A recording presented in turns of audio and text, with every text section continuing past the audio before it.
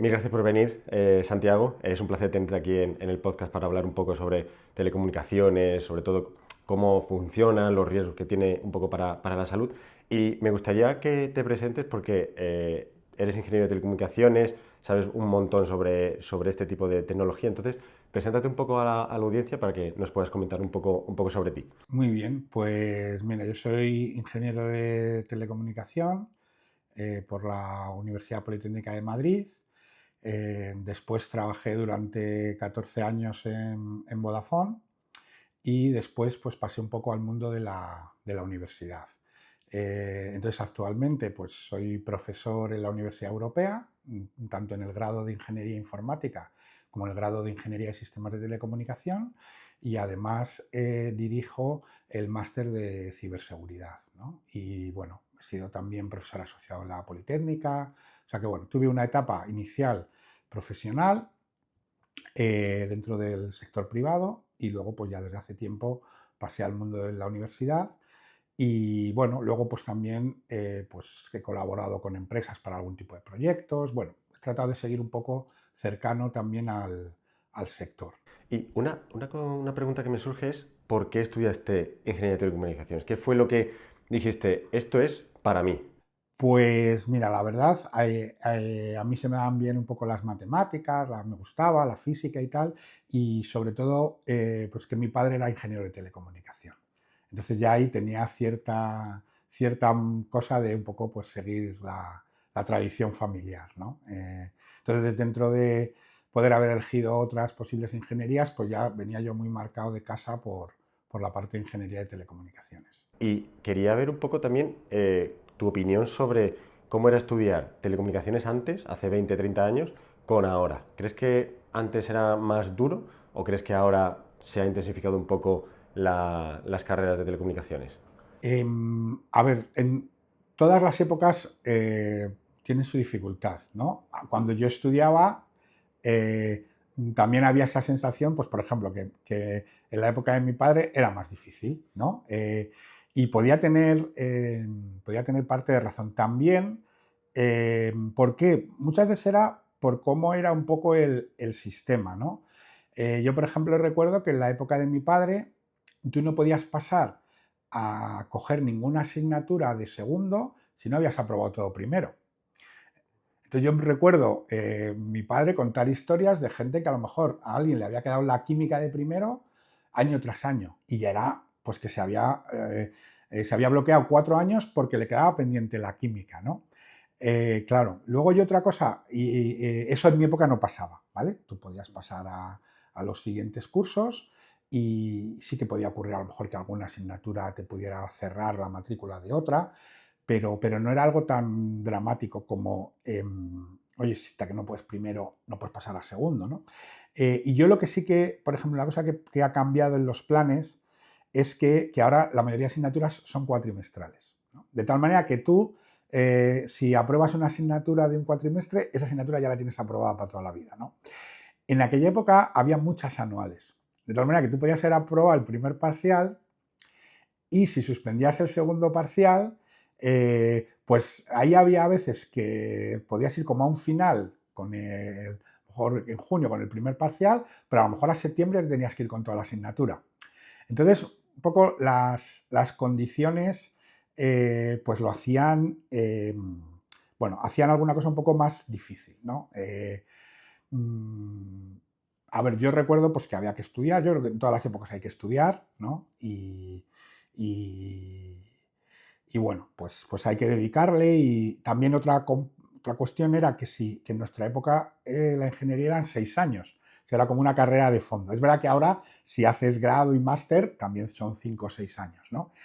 Pero claro, tú lo veías al principio como aquí me espera un montón de años, ¿no? Entonces pues era también una cuestión de prepararte mentalmente, de decir, bueno, venga, yo me pongo aquí, va a ser difícil. También pasaba una cosa, que como era difícil para todos, pues tú estabas en un grupo de gente que de alguna manera se hacía piña, ¿no? Decías, bueno, venga, estamos aquí, nos están dando un poco pal pelo, pero bueno, yo no soy el raro, no es que todo el mundo vaya fenomenal y a mí me estén dando pal pelo, sino que estamos todos aquí pues peleando, ¿no?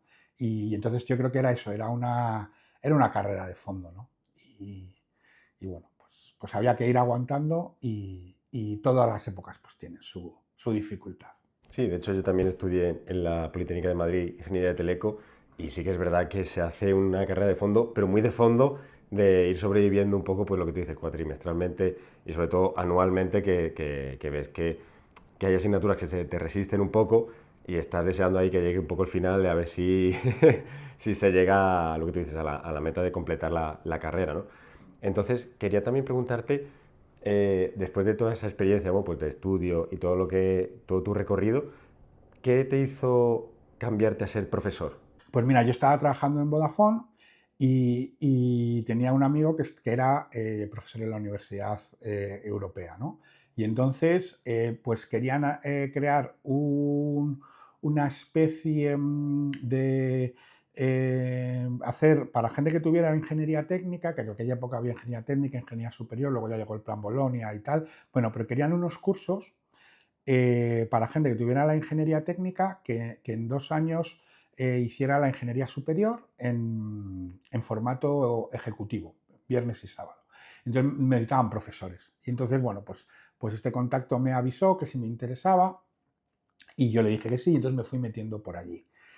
Y entonces luego pues pasó el tiempo y pues las cosas que pasan en el tema profesional, pues hubo la oportunidad, en Vodafone hicieron un ERE y bueno, pues yo decidí un poco cambiar, ¿no? O sea que un poco había comenzado ya a tener contactos con las universidades y en un momento dado, pues en la empresa en la que estaba, pues decidí acogerme hacia ese ERE y bueno, y moverme al mundo de la universidad y también a tratar de trabajar un poco en modo freelance por mi cuenta, me di de alta en autónomos. Bueno, yo me hice un poco esa idea de, bueno, voy a cambiar un poco de... Me acuerdo que por aquella época tenía 40 años y fue como decir, toca un cambio, que es un número redondo. Pues yo creo que también es un cambio positivo porque también estás como enseñando a las nuevas generaciones a ingeniería de telecomunicaciones, pues todo el mundo de la conectividad, ¿no?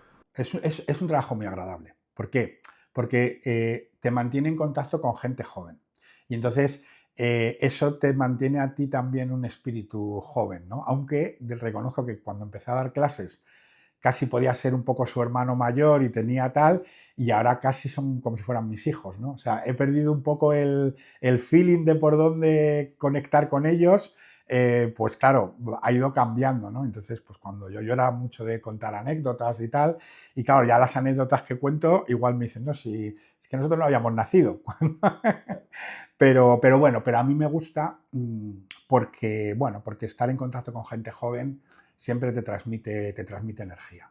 No, y sobre todo lo que tú comentas, ¿no? Que es que hay gente que no habrá visto ni lo que es el 1G, el 2G, o no habrá visto ni los móviles de tapa, como que los que enviábamos SMS, o que no sabrán ni lo que es ahora a día de hoy. Sí, yo por ejemplo cuando les hablo, explico en comunicaciones móviles y les hablo del buzón de voz, ¿no? Y que sigue existiendo, pero claro, los chavales de ahora no lo usan y me dicen, pero ¿y eso qué es? Dicen, hombre, que si te llaman y no coges el teléfono te deja un mensaje, claro, ellos no lo tienen activado, ¿no?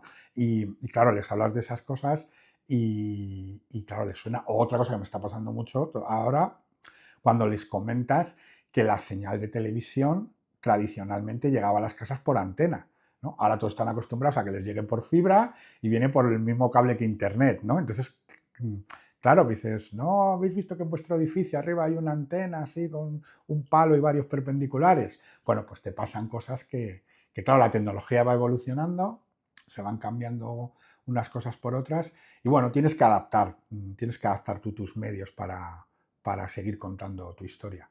Y hablando de las nuevas generaciones, ahora que justo ha sido selectividad, ¿qué le dirías a los que acaban de realizar selectividad? ¿Qué le comentarías para que se metieran a ingeniería de teleco? A ver, yo creo que es una carrera muy bonita, ¿eh? O sea, aprendes cosas muy, muy interesantes, ¿no? Porque, bueno, la verdad es que la comunicación, ¿no? El poder llevar una información de un punto a otro, pues saber cómo ocurre eso, ¿no? Y qué diferentes metodologías o sistemas pueden permitir esto, pues es algo muy impresionante, ¿no? Es verdad que ahora estamos en unos mundos ya de inteligencias artificiales y cosas de este estilo, pero el mero hecho de que tú puedas ver un partido de tenis que se está jugando en Australia o que tú puedas oír la voz de un astronauta que está en un módulo lunar, ¿no? Bueno, pues todo eso se basa en telecomunicaciones, ¿no? Entonces, bueno, yo creo que son sistemas que han permitido evolucionar muchísimo a la sociedad y que todavía lo permiten, ¿no? Yo cuando, por ejemplo, nos viene gente de colegios, ¿no? Y de esto de las telecomunicaciones, en vez de, por no aburrirles con cosas tecnológicas, pues les hablo a lo mejor de Filipides, el corredor de la maratón, y cómo se fue enviar un mensaje, o les hablo del libro de Miguel Strogoff y cómo tenía que llevar el correo del zar por toda Rusia, ¿no? Entonces, bueno, les cuento la importancia, ¿no?, de que una información llegue de un punto a otro en el tiempo en el que debe llegar, ¿no? Y que eso aporta pues mucho valor, ¿no? Entonces, bueno, además creo que es una carrera que te sirve luego para muchas cosas, aprendes procesamiento de señal, con lo cual llevas matemáticas, aprendes también pues, comunicaciones vía radio, campos electromagnéticos, con lo cual llevas bastante física. Bueno, también hay asignaturas relacionadas con la telemática, que digamos que ahora es un poco se está imponiendo en la mayoría de las comunicaciones en base a redes IP. O sea, bueno, es una carrera muy completa y yo la recomiendo, ¿vale? Entiendo también pues, que ahora hay pues, mucho boom por la ingeniería informática o incluso hay también cierto boom por grados ya como muy específicos, ¿no? Comenzar un grado de inteligencia artificial o un grado de ciberseguridad. Yo, llamadme si queréis un poco viejo, pero yo sigo pensando que es mejor hacer un grado, llámale más general, ingeniería industrial, ingeniería de teleco, ingeniería informática, y luego esos campos más específicos tal vez dejarlos mejor para el momento de máster.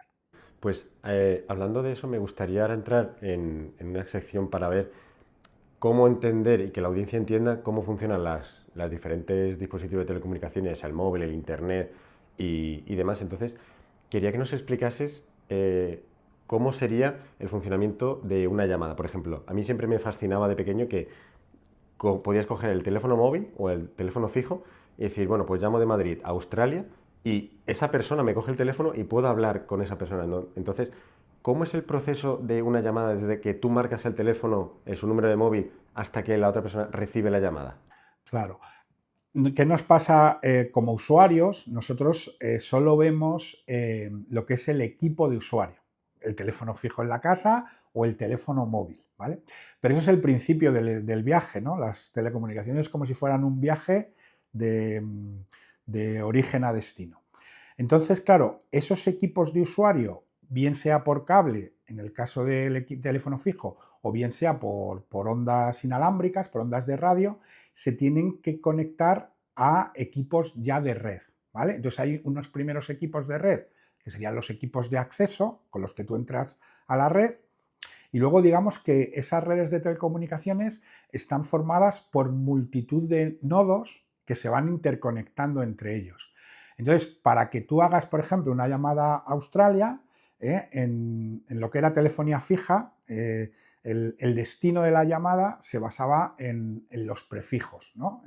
Entonces, bueno, pues, por ejemplo, para hacerlo fácil, cuando tú marcabas 91, pues en una red en España sabíamos que queríamos ir a Madrid.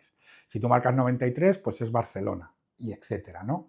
Entonces, en función a ese prefijo, el primer equipo de acceso al que tú te conectabas sabía hacia dónde debía, de alguna manera, encaminar esa llamada.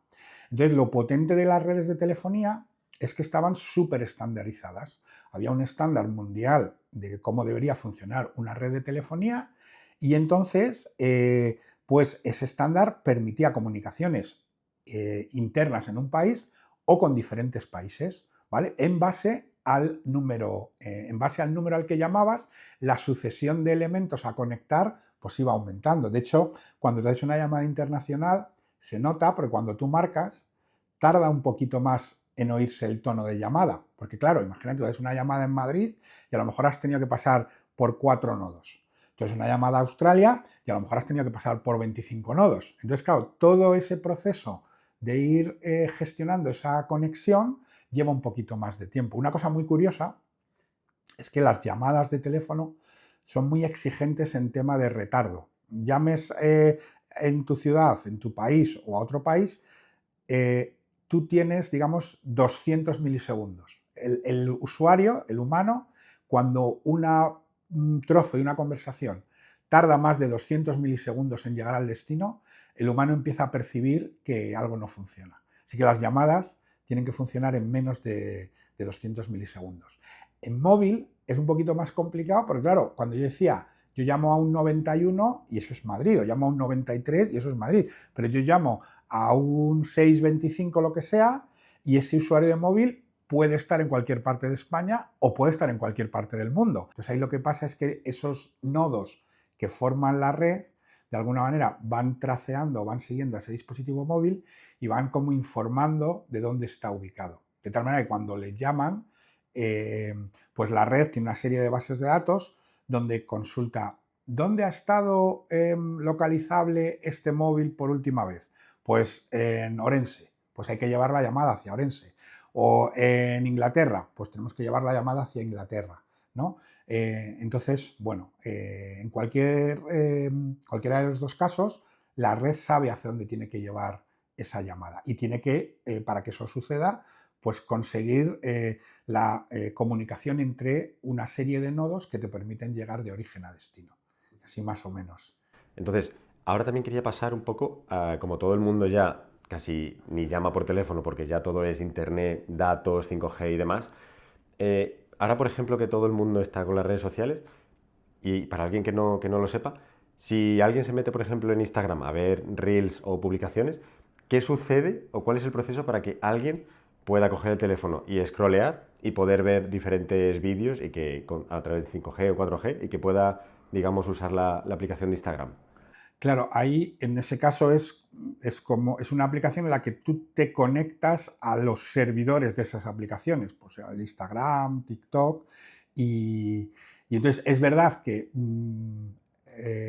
digamos, imagina que nos enseñasen a todos lo mismo. Pues yo me conectaría a ese servidor y en función de lo último que se haya publicado, ese servidor que está, como si dijéramos, en Internet, en algún punto de Internet, me envía, yo en el móvil lo que me he instalado es, como si dijéramos, el cliente software de esa aplicación y ahí está preprogramado a dónde se tiene que conectar y cómo se va a intercambiar la información con el servidor de la aplicación correspondiente.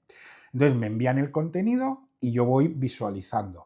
Lo que ocurre además es que esas aplicaciones tienen una serie de algoritmia para a mí enseñarme unos contenidos u otros, ¿no? Que es el gran boom de este tipo de aplicaciones de redes sociales, es la personalización, ¿no? Que yo puedo elegir o la aplicación un poco elige por mí qué tipo de contenido, ¿no? Nos muestra, ¿no? No te pone, como tú y yo ya nos llevamos una edad, pues no te pone el mismo contenido a ti que a mí, ¿no? Entonces ellos van aprendiendo, pues quieras que no, tú vas navegando, vas viendo una serie de cosas, te va catalogando por edad, por gusto, por tal. Entonces, digamos que lo que tú ves está en unos servidores y lo que hay es una plataforma de algoritmia intermedia que decide qué mostrarte o qué no. Y hablando un poco también de Internet, que lo que comentábamos antes, a mí siempre me ha pasado que siempre recuerdo que cuando yo, por ejemplo, tengo 4G o 5G y de repente, por ejemplo, me llaman con una llamada normal, mi teléfono automáticamente pasa a 3G y como que el Internet va mucho más lento. ¿Esto sigue siendo así o ha cambiado algo? Ha ido cambiando. A ver, el origen de esto es que las redes 4G y por evolución las 5G parten de la idea de que ya todo tráfico que gestionan es de tipo IP, ¿no? Es como si fuera Internet, ¿no? Donde en Internet el protocolo de transmisión es el protocolo IP. Sin embargo, las llamadas de telefonía tradicionales que podíamos estar hablando antes funcionaban por una técnica que se llamaba conmutación de circuitos. Es una técnica un poco distinta en la que se asegura un canal entre el origen y el destino de la llamada. Cuando aparece 4G, rompe con eso y dice, a partir de ahora, toda conexión va a ser una conexión de tipo IP, basada en paquetes, en computación de paquetes. ¿Qué pasa? Que como los operadores pues tienen redes de 4G, de 5G, pero también de 3G y 2G, yo creo que en un principio de precaución al principio, como las llamadas venían funcionando perfectamente en esas redes de conmutación de circuitos, pues en determinadas, al principio, mayoritariamente, cuando se establecía una llamada, mandaban la conexión a la red de 3G, ¿no? Y entonces, bueno, el teléfono se centraba en gestionar esa llamada, porque de alguna manera las llamadas en general en redes móviles tienen una prioridad superior a otro tipo de aplicaciones, ¿no? Como son tan exigentes en términos de retardo, pues suelen ir priorizadas frente a otro tipo de aplicaciones. Entonces, lo que ocurría es que el móvil da prioridad a esa llamada, la está llevando por la red de 2G y 3G para asegurar que digamos que va a funcionar con mayor probabilidad, pero es verdad que esto cada vez ocurre menos. Cada vez ya las llamadas se gestionan directamente y por la red 4G o 5G, y a veces nos aparece un iconito que pone algo como VoLTE, ¿no? Que es Voice over LTE, ¿no? LTE es también como se llamaban las redes 4G, ¿no? Entonces, mayor y cada vez más vamos a ir a que las llamadas pues vayan todas por IP. Y sí que ocurrirá pues que la red y el dispositivo pues priorizan unas conexiones sobre otras. Entonces, en un momento dado que un dispositivo... En teoría el dispositivo puede manejar diferentes aplicaciones al mismo tiempo. Igual que lo puede hacer un ordenador. Nosotros en un ordenador podemos estar haciendo una sesión de Teams, mandando mails y navegando por Internet. Ya, digamos que ya no podemos decir teléfono móvil, ¿no? Hace tiempo que dejaron de ser teléfonos. Ahora son dispositivos móviles, son pequeños PCs que llevamos en el bolsillo, ¿no? Entonces, tenemos un pequeño ordenador que es un dispositivo multitarea, ¿vale? Que puede hacer muchas tareas a la vez. Lo que sí que es verdad es que eso sobre todo lo decide la red puede priorizar unos tráficos sobre otros. Entonces, cuando hay una llamada, pues lo normal es que la red dé prioridad a esa llamada. Y eso puede, de alguna manera, no digamos eliminar otro tipo de conexiones, pero sí puede llegar a ralentizarlas.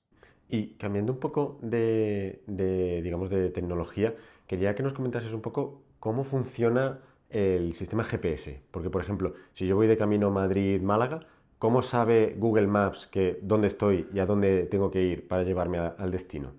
Vale, pues digamos que el GPS es un sistema de posicionamiento vía satélite, ¿vale? GPS es la versión de Estados Unidos, tenemos Galileo es la versión europea, GLONASS es la rusa, hay otra china que no me acuerdo cómo se llama, pero bueno, al final tú tienes un conjunto de satélites orbitando alrededor de la Tierra, y esos satélites no son satélites de comunicaciones, son satélites de geoposicionamiento. Entonces, esos satélites van enviando unas señales que cuando tú tienes un receptor GPS, tu receptor GPS entiende esas señales. Y entonces una cosa que calcula es a qué distancia está tu terminal del satélite que le envió una señal. Vale.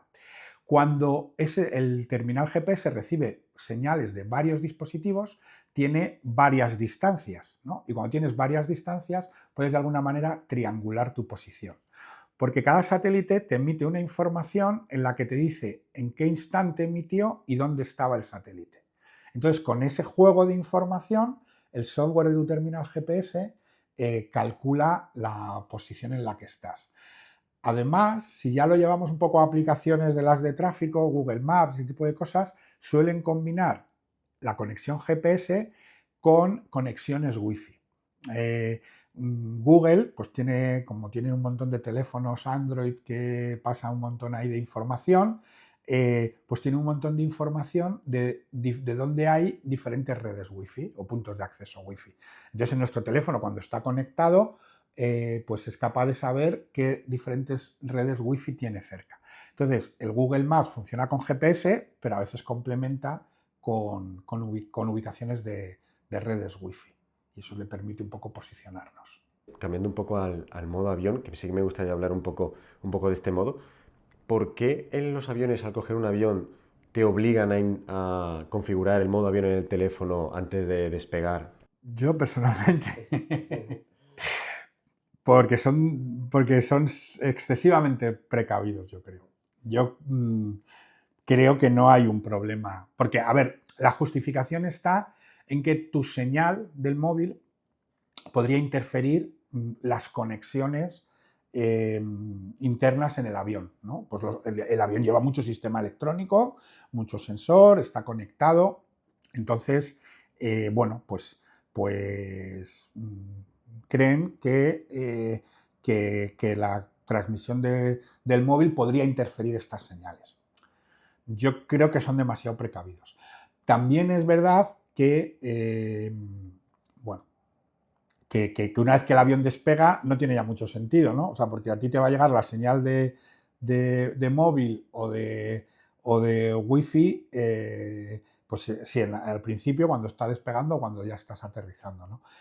Yo creo que viene de una época en que a lo mejor probablemente los móviles al principio incluso transmitían con más potencia. Yo creo que a día de hoy creo que no es un problema, porque en los aviones tenemos cables apantallados, no sé. Yo creo que es un exceso de precaución, pero bueno, tendrías que traer a un ingeniero aeronáutico. Y hablando de temas comerciales, no sé si has podido ver que Elon Musk está planeando o está planeando trabajar en un internet mundial gratuito para todo el mundo vía satélite. ¿Eso a día de hoy tú lo ves viable? ¿Crees que se podría llevar a cabo? Yo lo llevo mal, yo lo de las telecomunicaciones y gratuito lo llevo mal. ¿Por qué no? Porque siempre hay esa cosa, ¿no?, de que lo que tiene que ser gratis es esto a lo que nos dedicamos nosotros, ¿no? Del internet. ¿Por qué no empiezan por la electricidad, ¿no? Que ya han ganado mucho dinero con la electricidad. O Elon Musk, ¿por qué no regala Teslas? ¿No? Siempre hay que dar conexión, siempre es las comunicaciones lo que tiene que ser gratis. A ver, yo lo veo complicado. Y si lo hiciera, lo haría con vistas a un negocio cruzado. Nadie nos va a dar nada gratis, ¿no? Aparte, por ejemplo, es algo que no está permitido por la normativa. Los ayuntamientos durante mucho tiempo han querido dar wifi gratis a sus ciudadanos, ¿no? Y el regulador en España les ha dicho que pueden ofrecer un servicio de wifi gratis muy limitado, porque si no se hace una competencia desleal a los operadores, ¿no? Yo siempre digo lo mismo, que los ayuntamientos den la electricidad gratis o el agua. Cuando tengamos eso, ya pasamos al wifi. Pero claro, lo que sí que tiene Elon Musk, y eso es indiscutible, es capacidad económica para poder hacer lo que quiera, ¿no?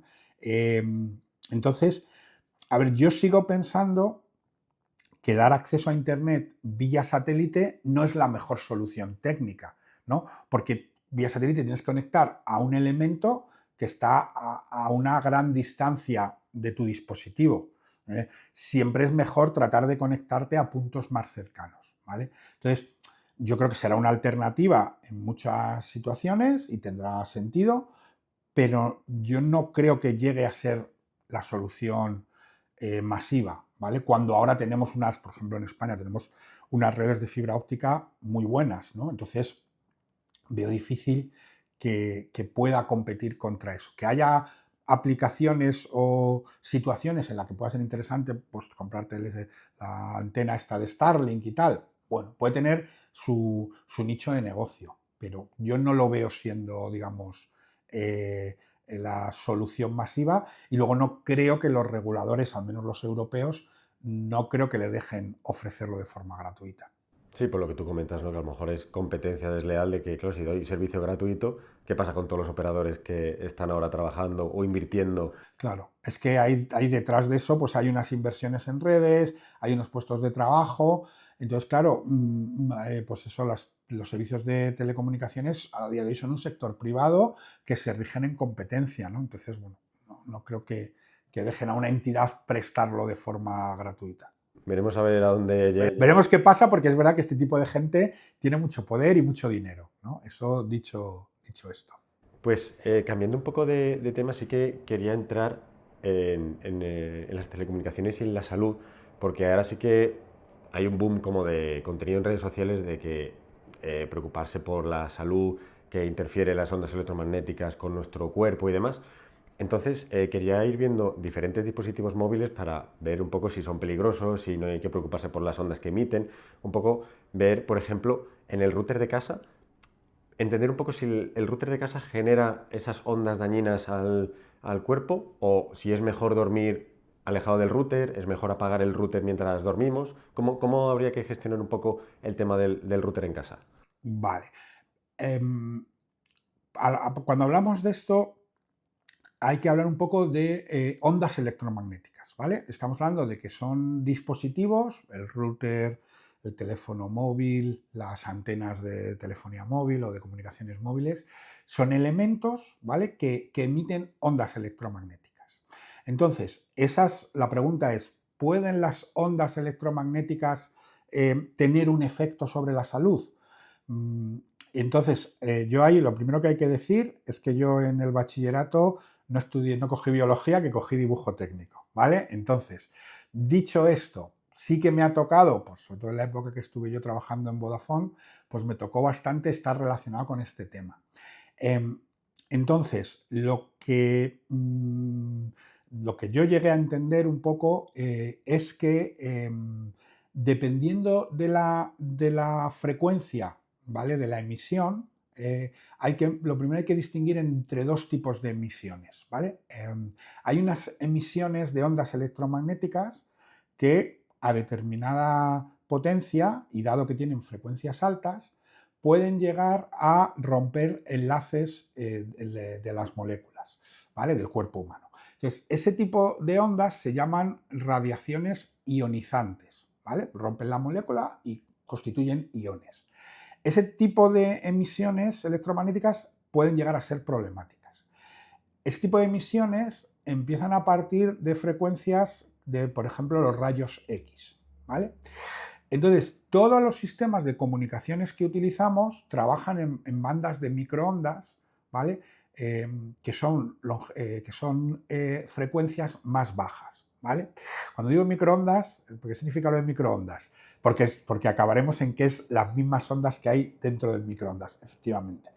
Un microondas es un horno que utiliza ondas electromagnéticas cuya longitud de onda, que es una de las características de una onda, está dentro del rango de micrómetros, por eso se llaman microondas. Bueno, la mayoría de sistemas de radiocomunicaciones trabajan en ese rango de frecuencias y lo que, digamos, los biólogos o los médicos nos dicen es que ese tipo de las ondas electromagnéticas de esas frecuencias no son capaces de ionizar las moléculas, ¿vale? Entonces, no tienen el riesgo que tienen las que decíamos, por ejemplo, de los rayos X. Pero efectivamente son ondas electromagnéticas y por tanto transportan energía. Entonces, lo que sí que tenemos, lo que sí que pueden llegar a tener un problema es que, como ondas electromagnéticas que son, pues pueden producir calentamientos en las moléculas del cuerpo humano, ¿vale? Pensemos que como seres humanos llevamos expuestos a ondas electromagnéticas muchísimos años, ¿vale?, muchísimo tiempo, la luz que tenemos en las habitaciones, la energía solar, ¿vale?, la televisión, la radio, eran también ondas electromagnéticas. O son también, perdón. ¿Qué pasa? Que con el móvil, con el router de internet, tenemos ahora la percepción de que hay muchas más y que están mucho más cerca, ¿vale? Pero son las mismas ondas electromagnéticas. Entonces, lo que hay que tener o lo que hay que analizar es qué intensidad tienen esas ondas, ¿vale? Y viendo, en función de los estudios que se han realizado, si a partir de una intensidad de esas ondas electromagnéticas, que suele medirse pues, en términos de potencia o de densidad de potencia, pueden llegar a ser perjudiciales. Todo esto, a finales de los 90 o así, hubo un comité dentro de la Organización Mundial de Salud, un comité especializado o dedicado a este tipo de ondas no ionizantes. Y bueno, este comité, de alguna manera, pues estableció unos niveles de protección que de alguna manera fueron luego adoptados por diferentes países. La Unión Europea lo adoptó, en España lo tenemos adoptado a través de un Real Decreto que es del 2001, y tú ahí puedes ver, en función de la frecuencia del dispositivo, te establece unos límites de potencia. Y entonces lo que hay que ver es que esos dispositivos, y realmente más que unos límites de potencia de emisión del dispositivo, son unos límites de potencia a la que está expuesta las personas, ¿vale? Entonces lo que hay que conseguir es que si yo estoy a determinada distancia del router o a determinada distancia del móvil o a determinada distancia de una estación base de comunicaciones móviles, el nivel de densidad de potencia o de energía de la onda que me está atravesando está por debajo, ¿vale?, de esos niveles que se han establecido. Entonces, por ejemplo, pues un router suele tener una potencia del orden de 100 milivatios. Es una potencia muy baja, ¿vale? Entonces, en principio, a poco que estés unos centímetros separados, cuando digo unos centímetros, 5, 10 centímetros del router, no deberías tener ningún problema, ¿vale?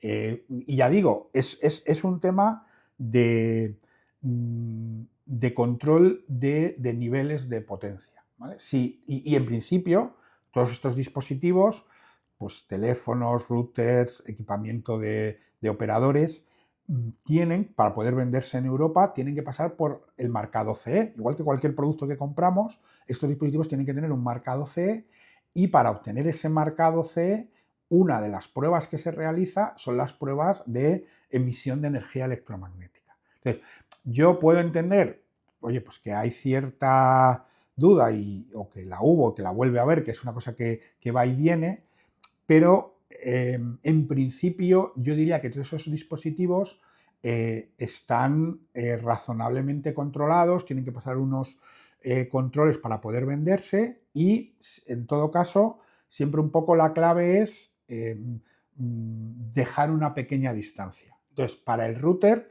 estamos hablando de unas distancias de pocos centímetros, ¿no? Si yo cojo un router y lo llevo pegado a la cabeza todo el día, bueno, pues no lo sé. Tampoco creo que pasase mucho, ¿vale? Pero en cuanto me aleje 10 centímetros del router, en principio nadie ha podido demostrar que haya unos efectos perjudiciales. Eso es lo que yo puedo decir. Y volviendo a decir que yo elegí dibujo técnico y no biología.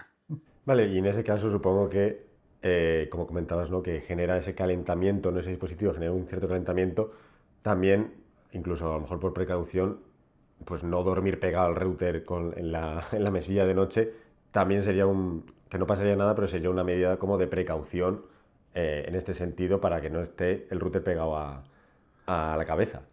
Sí, a ver, sí, yo no, o sea, no quiero decir, no pongas el router en la mesilla de tal. Siempre que guardes una distancia, ya digo, es un tema de alejarte un poco de la fuente de emisión. ¿Cuánto me tengo que alejar? Pues depende. En routers es poco, ¿vale? En estaciones de comunicaciones móviles, como emiten con más potencia, pues me tengo que alejar más. En el móvil no me alejo. Ahora hablaremos del móvil, claro, que es que le tengo pegado a la cabeza, ¿vale? Entonces, bueno, pues no diría, no quiero sacar el titular de no tengas el router en la mesilla, ¿no? Pero no le tengas, ¿no? Tele en el salón, ¿vale? Pero vamos, que como te apartes 20 centímetros, porque además una cosa muy importante que dicen, esto lo dicen los científicos biosanitarios, estas intensidades de onda no es un tema acumulativo, ¿vale?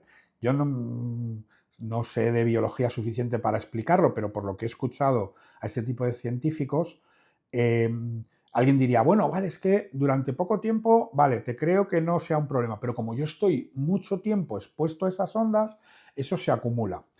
Por lo que comentan pues estos tipos de expertos, no hay para estos niveles de potencia ese efecto acumulativo, ¿vale? Entonces, bueno, yo puedo llegar a entender la preocupación, pero, no hay demostrado ningunos efectos. Y también cabría decir que, digamos que el boom de la telefonía o el despliegue de telefonía empezamos en los finales de bueno, hacia el 95, 96, ya se llevan 30 años, ¿vale? Ya se llevan 30 años con un montón de dispositivos y el volumen de casos, el peor caso de lo que se aumenta, cáncer y tal, bueno, yo no creo que se pueda establecer una relación. Vale, pues entonces podemos dormir tranquilos que el router no va a causar nada dañino en nuestro cuerpo. Y cambiando un poco de dispositivo al microondas, que como comentabas, pues son microondas y no afectarían en este sentido por ser ondas no ionizantes. ¿Habría algún peligro en el caso de calentar la comida con el microondas o la comida se vería alterada por el impacto de esas microondas cuando calentamos algún alimento? A ver, el microondas lo que hace es, lo que calienta es las moléculas de agua, ¿vale? Que pueda tener esa comida. Entonces, ahí es evidente que hay un efecto, porque incluso hay algunas cosas que hasta las cocinamos, ¿no? En el microondas, ¿no? Eh, pero que, pero que igual que cuando cocinas en la sartén, ¿no? Un filete, pues lo estás también calentando, friendo o cuando lo metes al horno, ¿no? Es el mismo efecto de cuando pasamos, el ser humano pues pasó de comer comida fría, directo o cruda, a comer comida caliente, ¿no? Es verdad que hay gente que dice que el proceso por el que se calienta en un microondas es un proceso muy rápido y que a lo mejor la textura o puede afectar desde un punto de vista, no sé, más culinario, ¿no? Que no te queda igual de rico si tú lo haces chup chup en tu olla despacito, a que si venga, lo metes al microondas, porque a veces incluso lo metemos al microondas y nos pasamos de tiempo y lo recalentamos de más, ¿vale? Entonces, yo no creo, ¿no?, que sea un problema de salud, sino que es un problema de, bueno, pues de estilos de cocina, ¿vale? Entonces, claro, dice, ¿tiene efectos las microondas del horno? Sí, ya ves que cuando metes algo, claro que lo calientas, pero ¿por qué? Porque en un microondas hay mucha potencia, muchísima más que en un router o que en una estación de comunicaciones móviles. Si miráis las ruedas de tal, pues ahí se habla de 700 vatios, yo te decía que el router son 100 milivatios, o sea, ahí se genera mucha más potencia. Y una de las cosas que tienen los microondas, si nos fijamos, es que en las puertas del microondas hay como una especie de rejillas, ¿vale? Así como una especie de capita, retículas, ¿no? Entonces, eso está preparado para hacer una especie de jaula de Faraday y que las ondas que se están generando, que el magnetrón genera dentro del microondas, no salgan hacia afuera, ¿vale? Que estaríamos en el mismo problema, estamos en un problema de intensidad.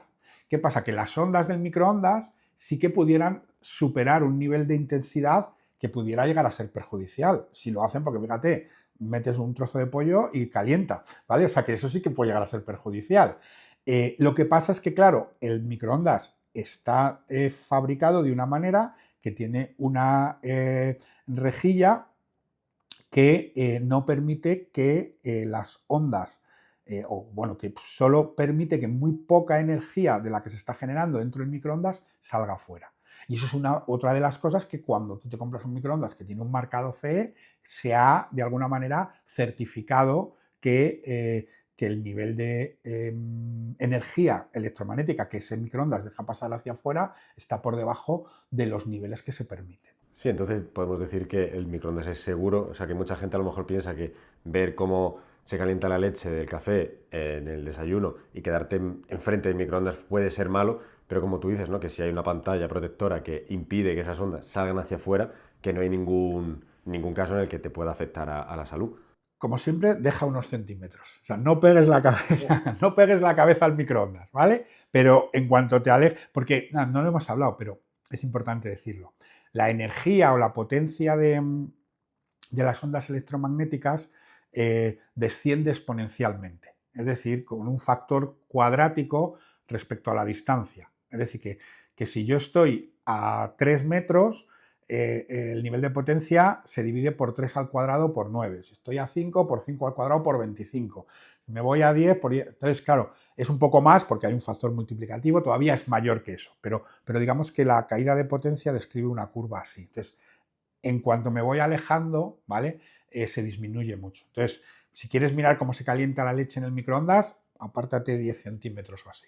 Y no vas a tener ningún problema. Vale, perfecto. Pues entonces tomamos eso en cuenta. Y ahora pasando al dispositivo móvil, que todo el mundo ahora pues tiene uno obviamente y lo llevamos encima todo el rato, ¿hay algún riesgo de llevar todo el rato encima del teléfono móvil, por ejemplo, en el bolsillo del pantalón o en algún otro sitio, en contacto con el cuerpo? ¿Hay algún riesgo de llevarlo todo el día ahí.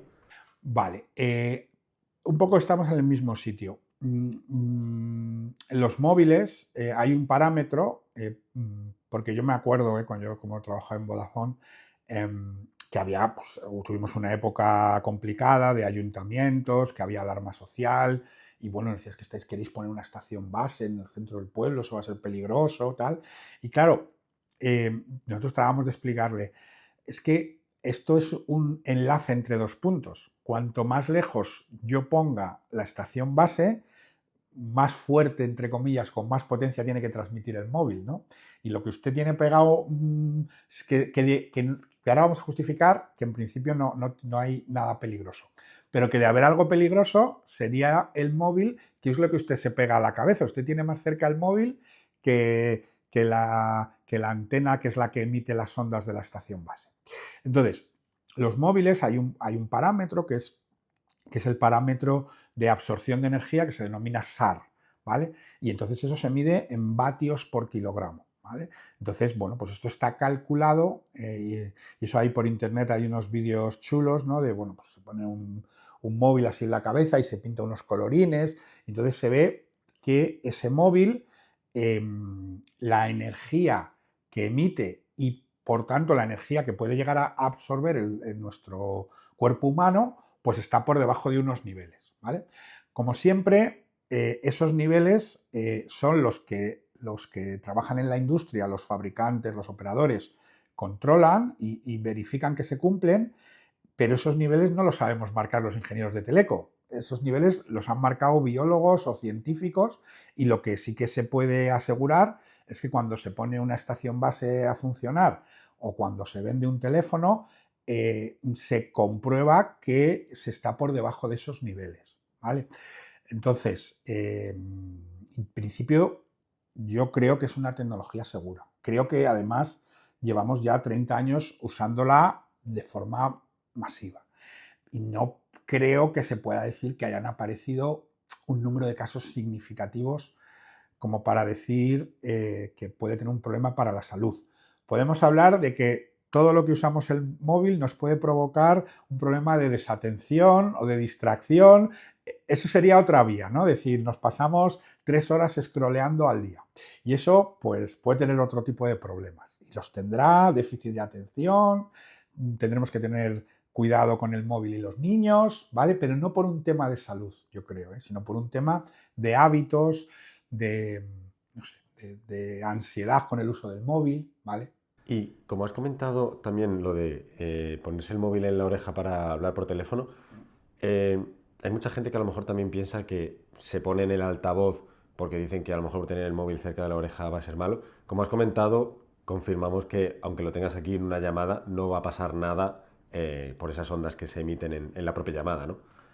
No, o sea, quiero decir, los teléfonos móviles todos pasan un proceso de homologación en el que se mide que el nivel de energía de esas ondas electromagnéticas, que evidentemente es imposible que no te atraviesen el cerebro, ¿vale? Pero te atraviesan con una intensidad que es muy baja, ¿vale? Entonces, bueno, yo estaría tranquilo, ¿vale? Llevamos muchos años usando el móvil, y es que si de verdad fuera un problema, estaríamos ante muchos más casos, ¿vale?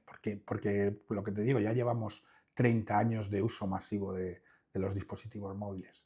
Y continuando un poco con el dispositivo móvil que tenemos todos a día de hoy, otro tema relacionado con el router que comentaba de dormir cerca de él, hay mucha gente ahora también que se lo quita del dormitorio, lo deja fuera en el salón o donde sea, para no dormir con el móvil pegado en la mesilla de noche, o incluso tienen despertadores, que se han comprado despertadores a propósito para no tener la alarma del despertador en el propio móvil, ¿no?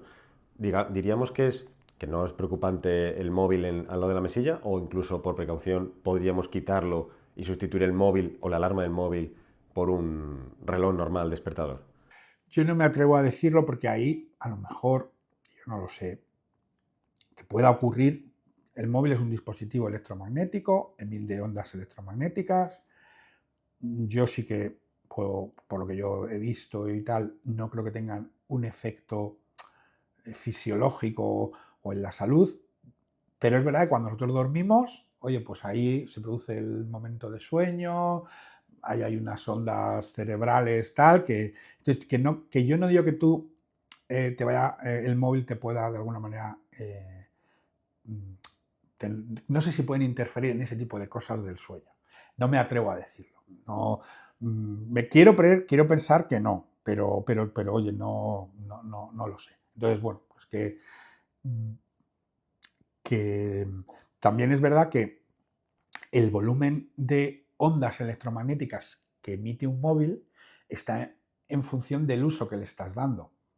Es decir, cuando tú dejas el móvil encima de la mesilla por la noche, de vez en cuando el móvil se conecta a algo con todas las aplicaciones que tenemos, pero no está continuamente conectado, ¿vale? Entonces está emitiendo muchísimo menos que cuando tú le tienes en uso, ¿vale?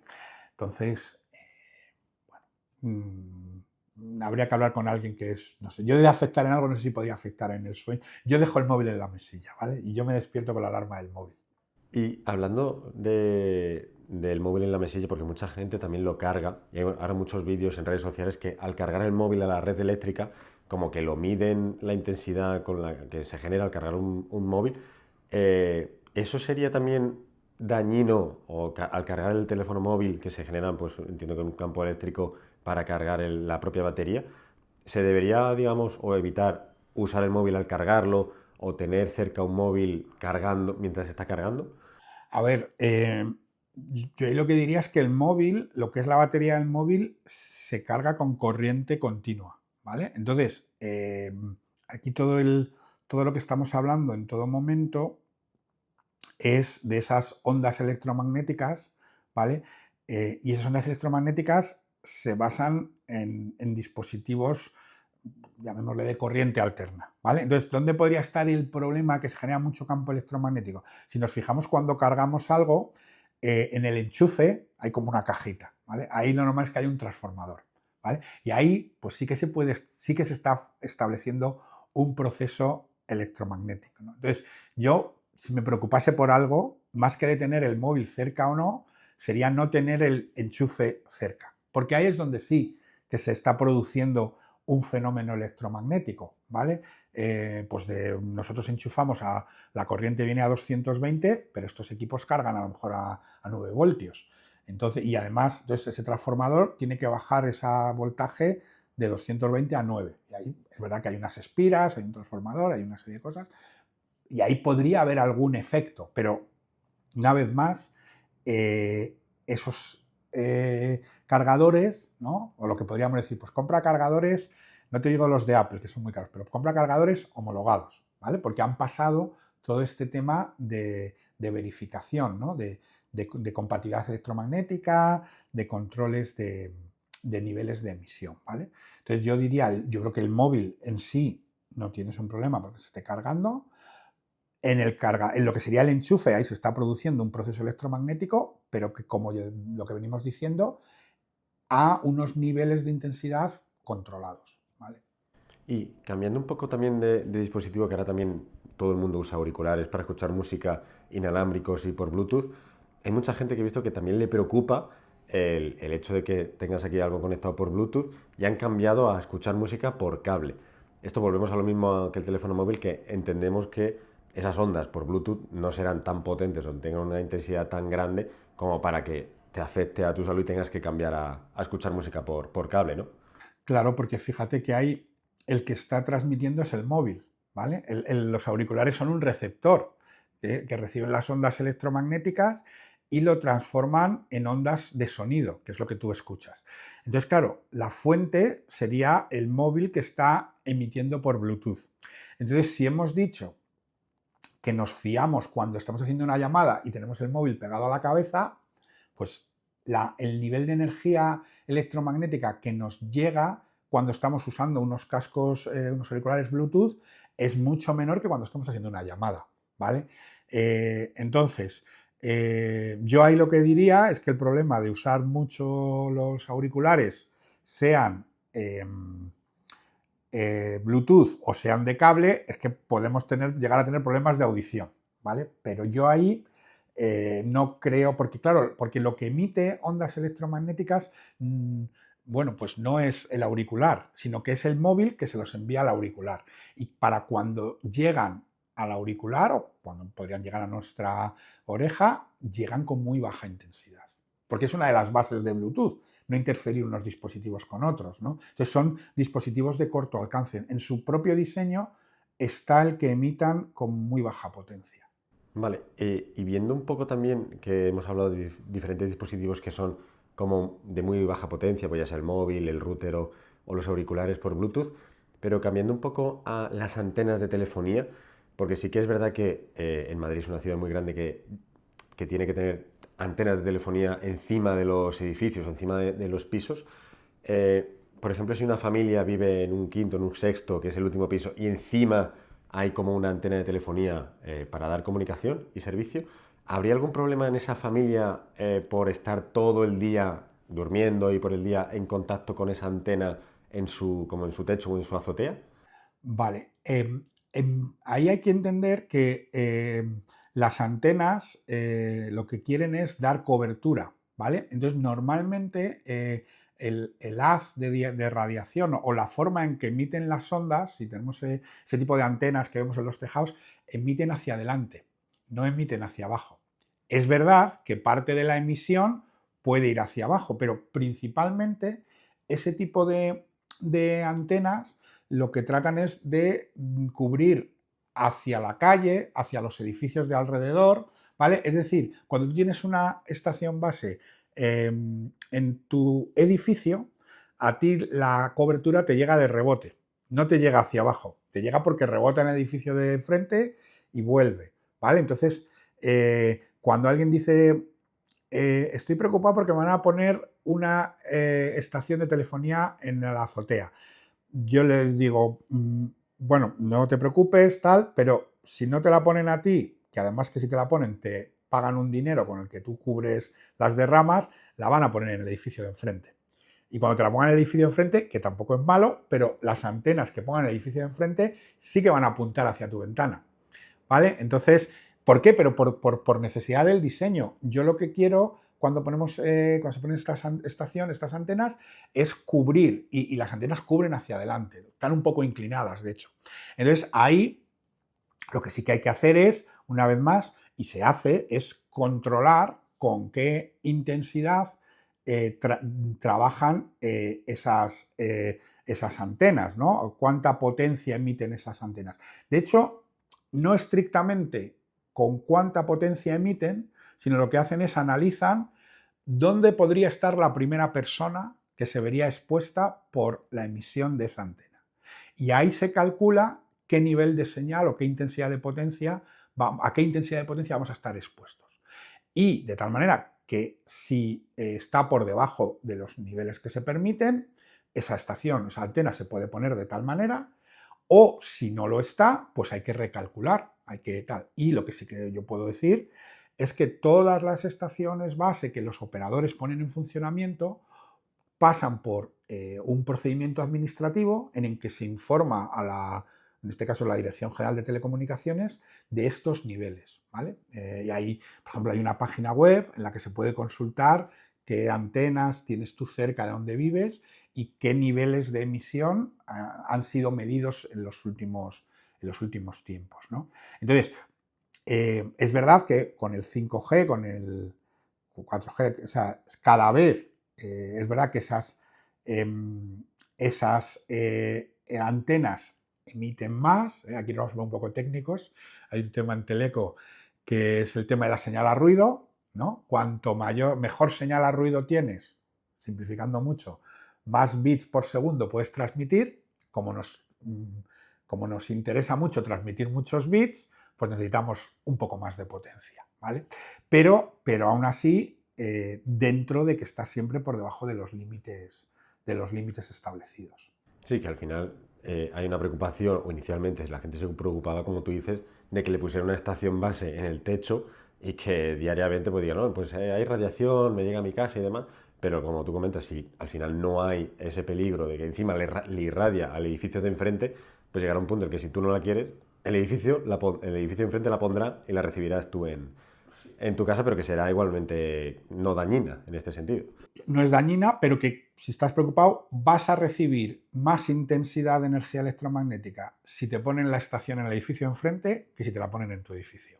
Claro, entonces pues al final, en conclusión es que no hay ningún riesgo, ya sea ningún dispositivo móvil, ni Bluetooth, ni la estación base, porque al final lo que tú dices, que es algo necesario y que han pasado ciertos controles de seguridad, tanto europeos como de diferentes instituciones, que no va a pasar nada en este sentido. Esa es la clave. Todos esos equipos que se comercializan tienen que pasar unos procesos de homologación y eso todos los equipos y en concreto las estaciones base tienen que pasar unos procesos de, como si dijéramos, configuración de en qué nivel van a trabajar y todo eso está, digamos, validado por las administraciones oportunas.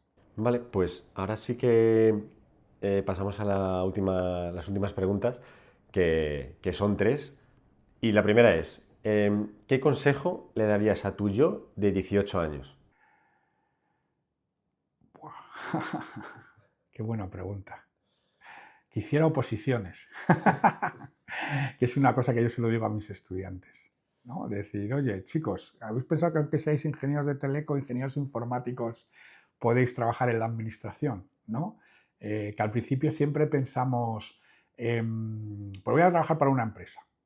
No, no le diría que hiciera oposiciones, pero le diría que considerase la posibilidad de hacer oposiciones.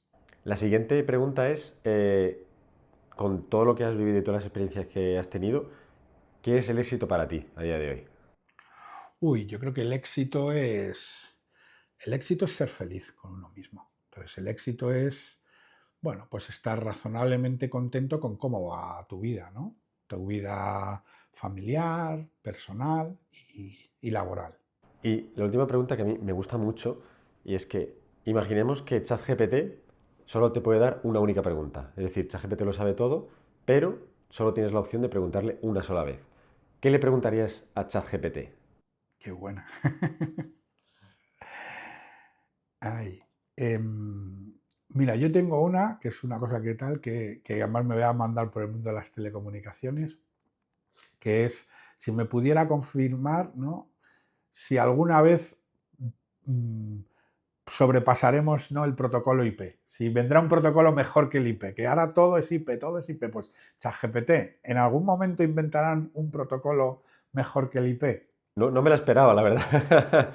Pero buena respuesta por de cara al futuro, ¿no? De si llegará o no llegará ese momento del IP. Entonces, Santi, hasta aquí el episodio. Mil gracias por venir. Sobre todo, hemos hablado de salud y de telecomunicaciones. Sobre todo que la gente se quede un poco más tranquila y que no haya una alarma por usar el teléfono móvil o por los auriculares por Bluetooth. Así que ha sido un placer esta charla contigo y nos vemos en la próxima. Igualmente, un placer.